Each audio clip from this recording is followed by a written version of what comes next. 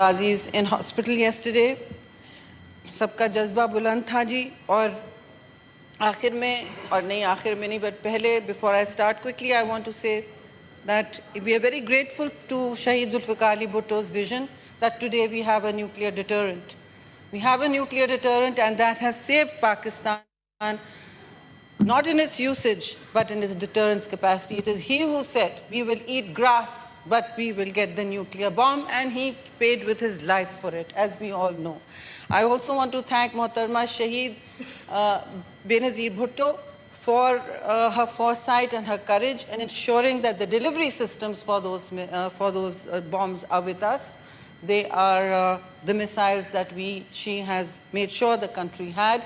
And as you know, in the 87 days that this war in the 87 hours that this war took place, first of all, Chairman Saab, it was thrust on us. It was deliberately thrust on us. Ye jang hum par musallat ki gayi. Pakistan is a rational country, and alhamdulillah, Pakistan emerged as a mature and responsible, not just conventional, but mature nuclear power, both in the Balakot Pulwama attack as well as this one, 2025 war.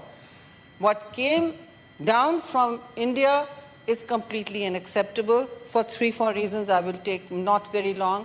But first of all, Chairman Saab, they have said to us across the board that Pakistan, they've pointed their fingers at Pakistan, that you are a terrorist. Your country is a terrorist.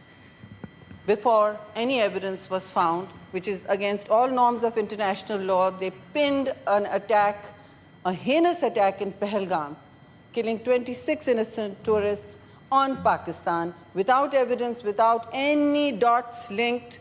And to this day, they have been unable to even provide the names of whom they think, sir, were responsible for this heinous attack. An invented new name was given of a group. I can't even remember it. No one knows that group. And they said, oh, it's one of your old groups. On that pretext, breaking all international laws, covenants of the United Nations and multilateralism, they attacked without warning, without provocation. They attacked innocent civilians in the dead of night, on the night of 6th and 7th. But what did they face, Chairman Saab?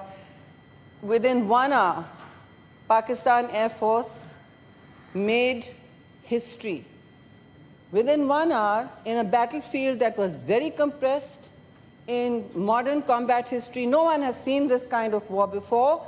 It was a war where both combatants, the Indian Air Force and Pakistan Air Force, could not see each other physically. They could only see each other on radars.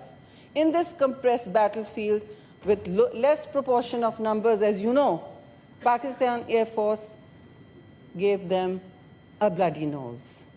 And they did that within 1 hour. 5 of their jets were down on the ground. Today, we can see the debris of those jets everywhere. India can deny all at once, but even the international community has supported evidence for such a breakdown. We attacked the heart of the Indian Air Force's system. This was their core new technology.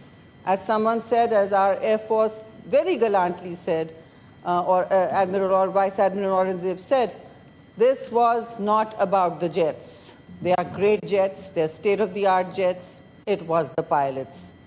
Maybe they were not so trained. He was very kind and very generous, and perhaps he's right.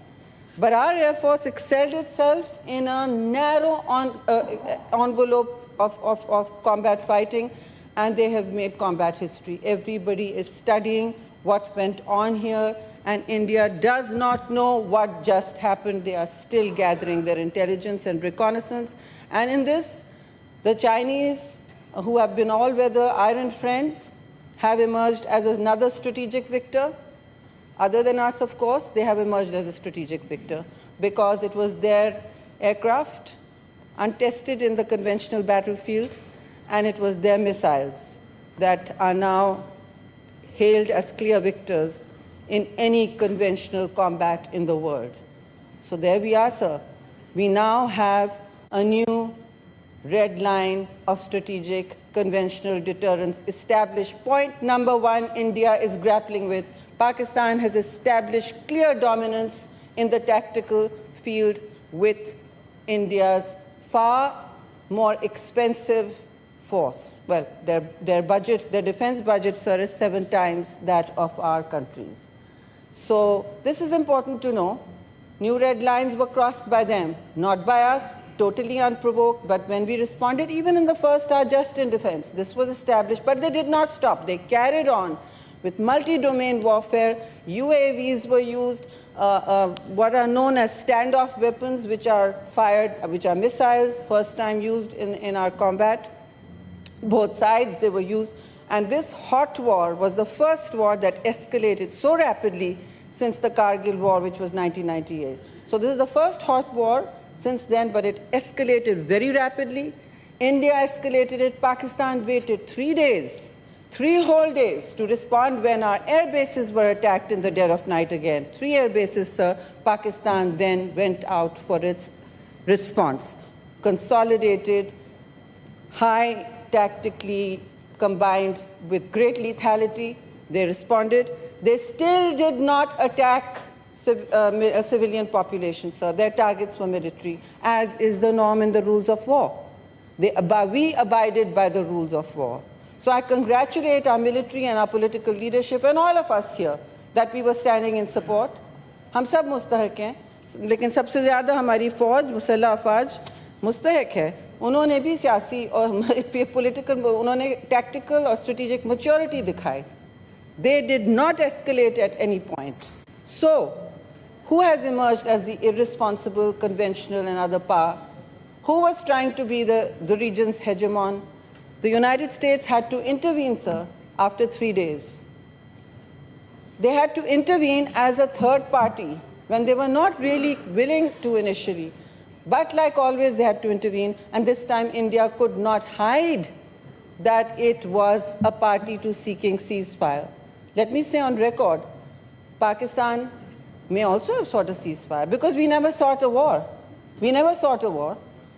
We don't glorify or glamorize war like their Indian media, to the point where the Indian media, sir, and this is part of one of the war domains now, information warfare became part of the war instruments. What did they do? They were telling us that you wake up in the morning and Pakistan's map will have changed. You wake up in the morning, Lahore will be attacked at its seaport. Lahore doesn't have a seaport. It was a comedy of a bad Bollywood film, a trashy Bollywood film. It wasn't even a smart film. So they have lost a great deal of deterrence, and I feel extremely sorry for this embedded media that has sat and done this. Sir, I have a few points to make. I'll try to be as quick as possible. They have weaponized water for the first time. Ji, sir, I'll leave after a bit. They have weaponized water for the first time, which is unacceptable. And their own ally, United States of America, in President Trump's leadership and legacy-making leadership, ended the ceasefire and ended the war with a ceasefire. And they have also established, which India does not like, that Pakistan and India are hyphenated again as military in one parity. They have put that, they don't like that language. Pakistan rehyphenation with India as a military opponent is established by Kashmir. Thank you very much, President Trump. Thank you very much for making it an international talking point again, which New Delhi did not want at all for years and years and years. So he has done that. And he has said, I look forward to Pakistan and India sitting to have dinner together and solving their problems. There is nothing wrong with that. Pakistan and India should have been solving their problems long ago, should not have been shadowing this region with war and conflict. But, sir, what has Narendra Modi said? He said that, no, this is not a ceasefire, this is a strategic pause. I'd like to see him thumbing his nose again and again at the United Nations like they have done for 40 years. India has thumbed its nose at the United Nations. It is operating outside all international norms. Let it be said from this whole house, and I'm sure others will say it better than me, that what they've taken Israel's playbook. They should remember very well, we have great sympathies for our brothers and sisters in Palestine, but we are not Palestine. We will hit right back, and we did that with vigor, lethality, and maturity. So thank you very much. Don't for 1 minute think, Mr. Narendra Modi, don't for 1 minute think that we don't have the capacity to strike with our conventional arms right back at you. We don't even have to resort to anything else. So new conventional deterrence has been established, and for that I congratulate all of you. There's a lot more to say, but I think others are going to say it better. Thank you. Leader of the Opposition.